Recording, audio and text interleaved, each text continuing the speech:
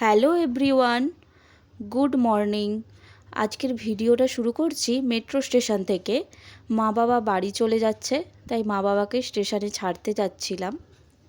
এখন বাজে সকাল 5:51, তাই মেট্রো এখন পুরোটাই ফাঁকা, না হলে বেলা করে খুবই ভিড় হয় দিল্লিতে মেট্রোয়।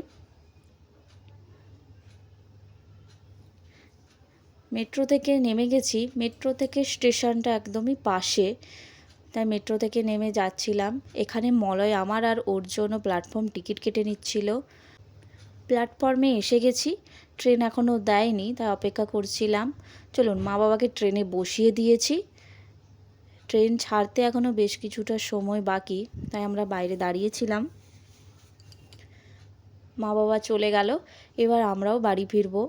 মেট্রো এসে গেছে, বাড়ি চলে এসেছি। মলয়ও অফিস চলে গেছে। আমিও বাড়ির টুকটাক কাজ সেরে নিয়ে স্নান করে এখানে ঠাকুরকে পুজো দিয়ে দিলাম। এবার রান্না বসাবো, তাই ফ্রিজ থেকে মাংসটা বের করে নিয়েছি। মাংসটা বরফ কেটে গেছে, এবার মাংসটা বসিয়েও দিয়েছি, কষানো হয়ে এসেছে। কালারটা কিন্তু খুব সুন্দর এসেছে। দুপুরে ওকে খেতেও দিয়ে দিলাম।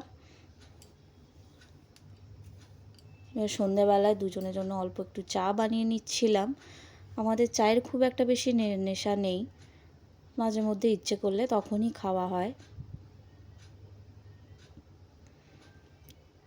আজকের ভিডিওটা এখানেই শেষ করছি।